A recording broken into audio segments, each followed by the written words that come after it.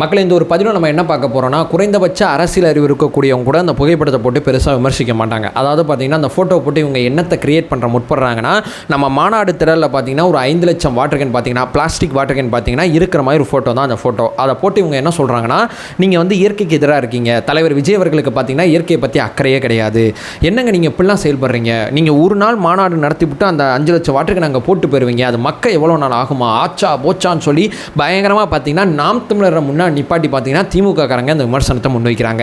ஏன்னா அவங்கள்ட்ட ஒரு பிரச்சனை இருக்குது, நம்ம அதை கண்டுபிடிச்சிருவோம், அதனால தான் நாம் தமிழரை இங்கே பிகைனில் நிப்பாட்டி பின்னாடி பார்த்தீங்கன்னா திமுக காரங்க இருக்காங்க. இதை பற்றி நான் ரொம்ப தெளிவாக அந்த வீடியோவில் நான் பேசணும்னு நினைக்கிறேன். இதை பற்றி ஒரு தர்க்க ரீதியான விளக்கத்தை நான் கொடுக்கணும் அப்படிங்கிறது என்னுடைய பெரிய கடமையாக இருக்குது. அதுதான் இந்த வீடியோவில் நம்ம பார்க்க போகிறோம்.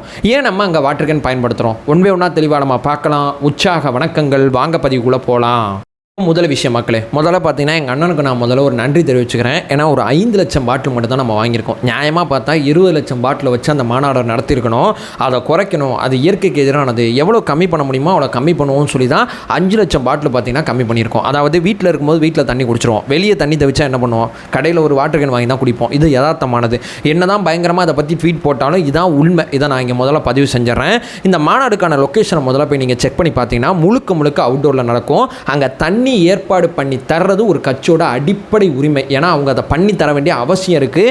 ஏன்னா அவங்கள நம்பி தான் அந்த மாநாட்டுக்கு வராங்க. ஸோ எங்கள் தலைவர் தான் தண்ணி ஏற்பாடு பண்ணி தரணும், அதை தான் எங்கள் தலைவர் பண்ணுறாரு. ஆனால் 2 விதத்தில் பண்ணுறாரு. நான் வீடியோ ஆரம்பத்தில் சொன்னேன் பார்த்தீங்களா, 20 லட்சம் வாட்டர் கேன் வாங்கணும்னு. 20 லட்சம் வாட்டர் கேன் வேணாம்ப்பா, ரொம்ப கம்மி பண்ணுவோம். எவ்வளோ கம்மி பண்ணலாம், ஒரு 5 லட்சம் சேஃபுக்கு வச்சுப்போம், நம்ம வேறு ஒன்று பண்ணலாம் அப்படின்னு சொல்லி 10,000 அடிக்கு பார்த்தீங்கன்னா கீழே பைப்லைன் செட் பண்ணி எந்தெந்த பாக்ஸில் யார் யார் உட்காந்துருக்காங்களோ அந்த பாக்ஸ்லேயே அவங்களுக்கு பார்த்தீங்கன்னா தண்ணி கிடைக்கிற மாதிரி ஏற்பாடு பண்ணுறாங்க. ஏன் இதை பண்ணணும்?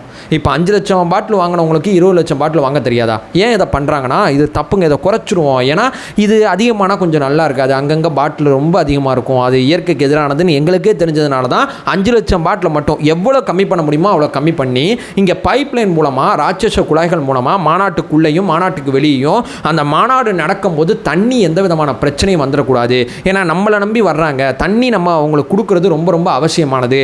பழைய மாநாட்டில் நம்ம ஒரு விஷயத்தை கற்றுக்கிட்டோம், இப்போ நம்ம அதை வந்து சரி பண்ணிடலாம்னு சொல்லி ஒரு உன்னத நோக்கத்துக்காண்டி ஒரு வேலையை பார்க்குறாங்க. அந்த ஃபோட்டோவை போட்டு உட்காந்து விமர்சனம் பண்ணிட்டு இருக்கீங்க. நியாயமாக பார்த்தீங்கன்னா உங்களுக்கு எங்களுக்கு என்ன பிரச்சனைனா, நீங்களாம் மாநாடு நடத்தினா 1 லட்சத்துலேருந்து 5 லட்சம் பேர் இருக்கக்கூடியவங்க தான் வராங்க. நாங்கள் மாநாடு நடத்தினா 10 லட்சத்துக்கு மேற்பட்ட நபர்கள் வராங்க. அதனால தான் ஆப்ஷன் ஏல செயல்பட வேண்டியது இருக்குது, ஆப்ஷன் பிலையும் செயல்பட வேண்டியது இருக்குது. இதை பற்றி அடிப்படை புரிதல் இருக்கக்கூடிய அத்தனை பேருக்குமே நல்லா தெரியும். ஓகே 5 லட்சம் வாட்டர் கேன் தான் வாங்குறாங்களா, ஓகே 14 லட்சம் பேர் வரப்போகிறாங்க, 5 லட்சம் வாட்டர் கேன் கரெக்டாக இருக்கு கணக்கு. அப்போ தேவை எதை நம்பி இருக்காங்க, பைப்லைன் நம்பி இருக்காங்க. அப்போ பைப்லைன் கரெக்டாக ஒர்க் ஆகுமா? ஒர்க் ஆகுங்கிறது அவங்களோட பெரிய நம்பிக்கை. கண்டிப்பாக அது ஒர்க் ஆயிரும். அதை தாண்டி எங்கேயும் எதுவும் தேவைப்படுச்சுன்னா அந்த வாட்டருக்கு நான் பாஸ் பண்ணிக்கலாம். எங்கேயோ ஒரு இடத்துல ஒரு பைப்லைன் தெரிச்சு அந்த பாக்ஸுக்குள்ளே தண்ணி போலன்னா அந்த வாட்டருக்கு நான் பயன்படுத்திக்கலாம். இல்லை எங்கேயோ யாரோ ஒருத்தவங்க ரொம்ப தொலை தூரத்தில் நிற்கிறாங்க, பைப்லைனுக்கு சம்மந்தமே இல்லாத இடத்துல நிற்கிறாங்கன்னா வாட்டர் எனக்கு கொடுத்து அவங்களுக்கு தேவைப்படுற அந்த தண்ணியை பூர்த்தி பண்ணலாம். ஸோ தண்ணியை பூர்த்தி பண்ணணுங்கிறதான் இலக்கே தவிர இயற்கைக்கு எதிராக நாங்கள் செயல்படுறோம், நெகிழிகளை பிரபலப்படுத்துகிறோம் அப்படிங்கிறதெல்லாம் எங்களுடைய நோக்கமே கிடையாது. ஏன்னா எல்லாருக்கும் தண்ணி போய் சேரணுங்கிறது தான் எங்களுடைய பிரதானமான இலக்கு. அதாவது மக்களே, மாநாடு எப்படி நடக்கும், மாநாடுக்கான தண்ணீர் சேவைகள் எப்படி போகும், இந்த மாநாடுக்கு அடிக்கடி போய் அட்டன் பண்ண அத்தனை பேருக்குமே இதை பற்றி ஒரு புரிதல் இருக்கும். ஒரு கட்சி எப்படி செயல்படுங்கிற புரிதல் இருக்கும். எதை பற்றியுமே தெரியாமல் கடையில் வாட்டர் கேன் வாங்கிட்டு ஒரு ட்வீட் போட்டால் அவங்களுக்கு நம்ம என்ன சொல்கிறது அப்படிங்கிறதா நமக்கு தெரியல. ஸோ இங்கே நடக்கிறது பார்த்தீங்கன்னா எவ்வளோ கம்மி பண்ண முடியுமோ அந்த நெகிழியை நம்ம கம்மி பண்ணிட்டோம். அதே நேரத்தில் அதை பயன்படுத்தாமல் இருக்க முடியாது. ஏன்னா எல்லா இடத்துலையும் பைப்லைனில் சேர்க்க முடியாது.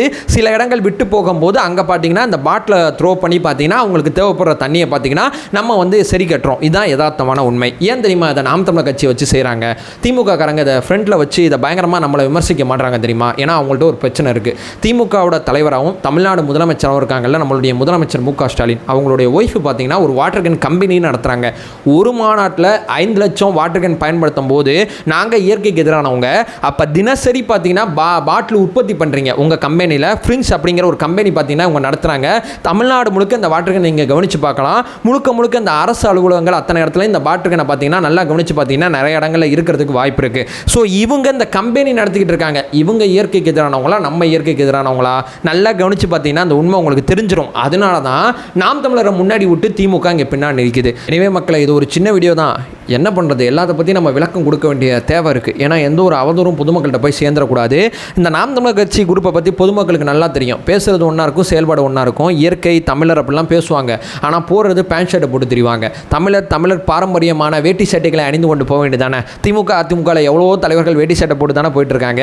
ஏன் அதை பண்ண வேண்டியதானே சீமானண்ணே? இந்த மாதிரி இவங்க பேச்சுக்கும் செயலுக்கும் ஏகப்பட்ட முரண்பாடு இருக்குது. இவங்க பேசுகிறது, அதாவது இந்த மாடு மேய்க்கிற போராட்டத்தில் கூட அண்ணன் டிஷர்ட் போட்டு தான் மேய்ப்பாப்பில், நல்லா கவனித்து பார்த்தீங்கன்னா தெரியும்.